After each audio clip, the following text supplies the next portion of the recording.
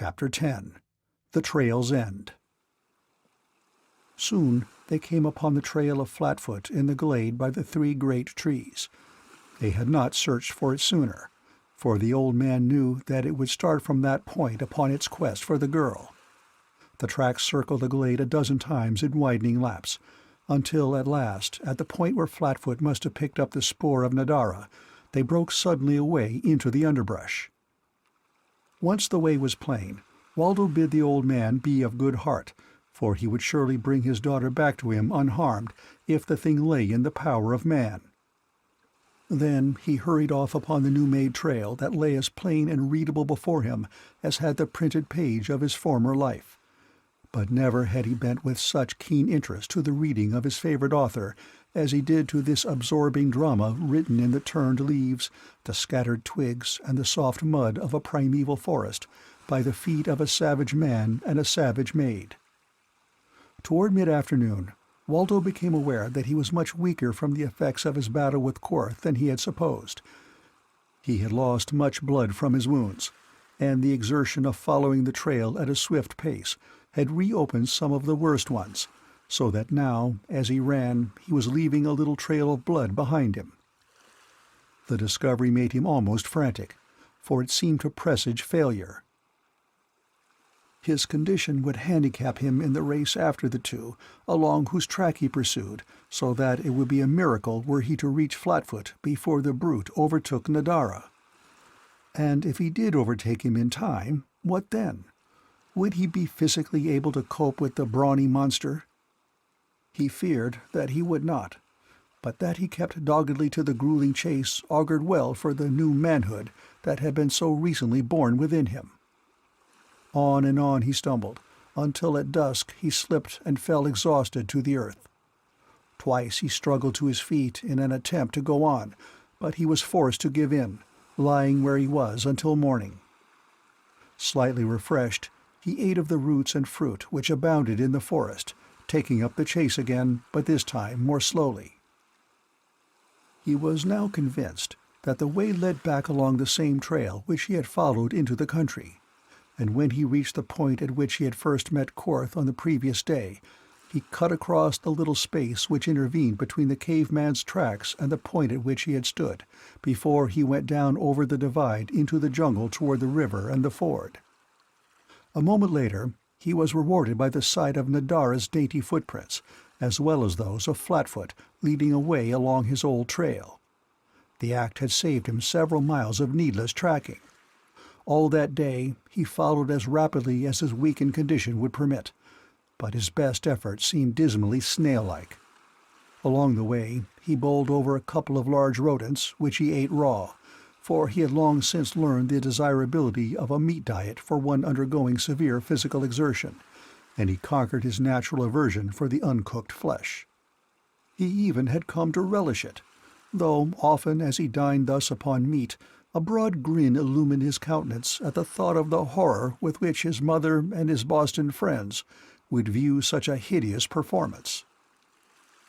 As he continued trailing the two, he was at first surprised to discover the fidelity with which Nadara had clung to his old trail, and because of this fact, he was often able to save miles at a time by taking crosscuts, where on his way in he had made wide detours. But at last, on the third day, when he attempted this at a place which would have saved him fully 10 miles, he was dismayed by the discovery that he could not again pick up either Nadara's trail or that of the caveman. Even his own old trail was entirely obliterated. It was this fact which caused him the greatest concern, for it meant that if Nadara really had been following it, she must now be wandering rather aimlessly, possibly in an attempt to again locate it, in which event her speed would be materially reduced, and the probability of her capture by Flatfoot much enhanced. It was possible, too, that the beast already had overtaken her. This, in fact, might be the true cause of the cessation of the pursuit along the way which it had proceeded up to this point. The thought sent Waldo back along his former route, which he was able to follow by recollection, though the spoor was seldom visible. He came upon no sign of those he sought that day, but the next morning he found the point at which Nadara had lost his old trail upon a rocky ridge. The girl evidently assumed that it would lead into the valley below, where she might pick it up again in the soft earth, and so her footprints led down a shelving bluff, while plain above them showed the huge imprints of Flatfoot. Up to this point, at least, he had not caught up with her. Waldo breathed a sigh of relief at the discovery. The trail was at least 2 days old, for Nadara and Flatfoot had traveled much more rapidly than the wounded man who haunted their footsteps like a grim shadow. About noon, Waldo came to a little stream at which both of those who preceded him had evidently stopped to drink. He could see where they had knelt in the soft grass at the water's edge. As Waldo stopped to quench his own thirst, his eyes rested for an instant upon the farther bank, which at that point was little more than 10 feet from him. He saw that the opposite shore was less grassy, and that it sloped down to the water, forming a muddy beach partially submerged. But what riveted his attention were several deep imprints in the mud. He could not be certain, of course, at that distance, but he was sure enough that he had recognized them to cause him to leap to his feet, forgetful of his thirst, and plunge through the stream for a closer inspection. As he bent to examine the spoor at close range, he could scarcely repress a cry of exultation. They had been made by the hands and knees of Nadara, as she had stooped to drink at the very spot not 24 hours before. She must have circled back toward the brook for some reason, but by far the greatest cause for rejoicing was the fact that Nadara's trail alone was there. Flatfoot had not yet come upon her, and Waldo now was between them. The knowledge that he might yet be in time, and that he was gaining sufficiently in strength to make it reasonably certain that he could overhaul the girl eventually, filled Waldo with renewed vigor. He hastened along Nadara's trail now with something of the energy that had been his directly before his battle with Korth. His wounds had ceased bleeding, and for several days he had eaten well, and by night slept soundly, for he had reasoned that only by conserving his energy and fortifying himself in every way possible could he succor the girl.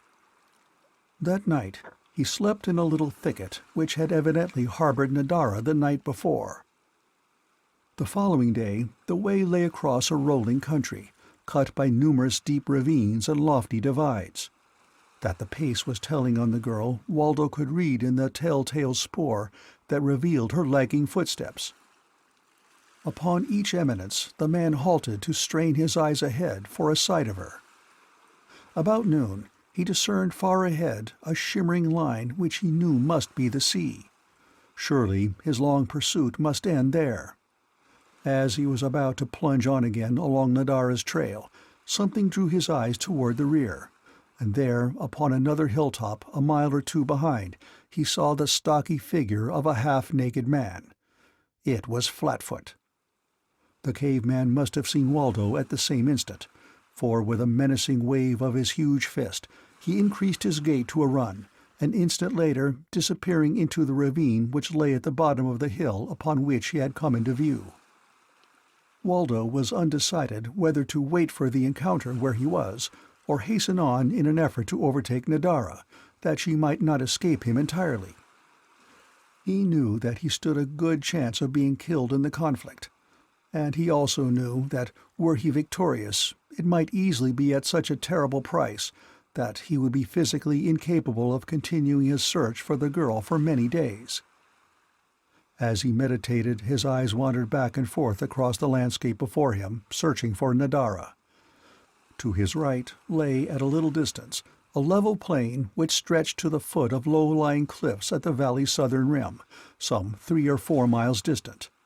In this direction his view was almost unobstructed, but it was not in the direction of the girl's flight, so that it was but by accident that Waldo's eyes swept casually across the peaceful scene which would at another time have chained his attention with its quiet and alluring beauty. It was as he swept a backward glance in the direction of Flatfoot that his eye was arrested by the hint of something far out across the valley, a little behind his own position. To the Waldo of a few months previous, it would not have been visible, but the new woodcraft of the man scented the abnormal in the vague suggestion of movement out among the long waving grasses of the plain. And now, with every sense alert and riveted upon that spot, he was quick to perceive that it was an animal moving slowly toward the cliffs at the upper end of the valley.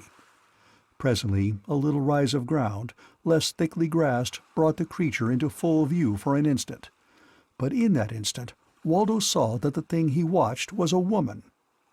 As he turned to hurry after her, he saw Flatfoot top another hill a half-mile nearer than he had been before, and as the caveman came into view, he turned his eyes in the direction that Waldo had been looking. A second later, and he had abandoned the pursuit of Waldo, and was running rapidly toward the woman. Nadara had apparently circled back once more, this time from the sea, and coming up the valley had passed Waldo and come opposite Flatfoot before either of them had discovered her. The young man gave a little cry of alarm as he realized that the caveman was nearer to the girl than he, by a good half-mile he judged, and so he put every ounce of his speed into the wild dash he made down the hill into a gully which led out upon the valley. On and on he raced, unable to see either Flatfoot or Nadara, hoping, ever hoping, that he would be first to win to her side. For Nadara had told him of the atrocities that such a creature as Flatfoot might perpetrate upon a woman rather than permit her to escape him or fall into the hands of another. Nadara, being upwind, caught neither the scent nor noise of the two who were racing madly toward her. The first knowledge she had that she was not alone in the valley was the sight of Flatfoot as he broke suddenly through a clump of tall grass not 50 paces from her. She gave a little scream and started to run. But she was very tired from the days of unremitting flight which had so sorely taxed her endurance, and thus it was no wonder that she slipped and fell before she had taken a dozen steps.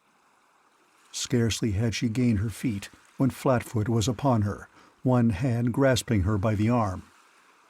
"Come with me in peace, or I will kill you," he cried. "Kill me then," retorted the despairing girl, "for I shall never come with you. First will I kill myself." Flatfoot did not wish to kill her, nor did he wish her to escape, as she would be very likely to do should he be interrupted by the fellow who must even now be quite close to them. Possibly, if he could keep the girl quiet, they might hide in the grass until their pursuer had gone by. And so Flatfoot, acting upon the idea, clapped a rough hand over Nadara's mouth and dragged her back along the trail he had just made. The girl struggled, striking and clawing at the hairy brute that pulled her along at his side. But she was as helpless in his clutches as if she had been a day-old babe. She did not know that help was so close at hand, or she would have found the means to free her mouth and cry out once at least. As it was, she wondered that Flatfoot should attempt to silence her in this way if there were none to hear her screams. For days she had known that the caveman was on her trail. For once in doubling back upon herself, she had passed but a short distance from a ridge she had traversed the preceding day, and had seen the man's squat figure and recognized his awkward, shuffling trot. It was this knowledge that had turned her away from the old village toward which she had been traveling since she lost Thandar's trail, and sent her in search of a new country, in which she might lose herself from Flatfoot. As the man dragged her roughly on through the grass, Nadara racked her brain for some means of escape, or a way to end her misery before the beast could have his way with her. But there came no ray of hope to her poor, unhappy heart. If Thandar were but there, he would save her, even if it were but to desert her the next instant. But did she wish to be saved again by him? Now that she pondered the idea, she was quite sure that she would rather die than see him again, for had he not twice run away from her?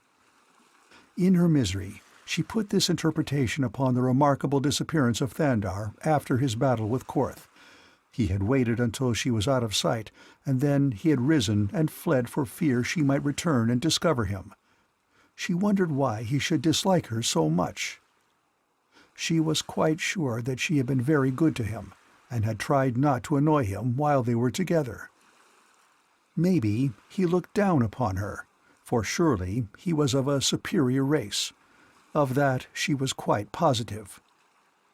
And so Nadara was very miserable and unhappy and hopeless as the brutal Flatfoot dragged her far into the tall jungle grass.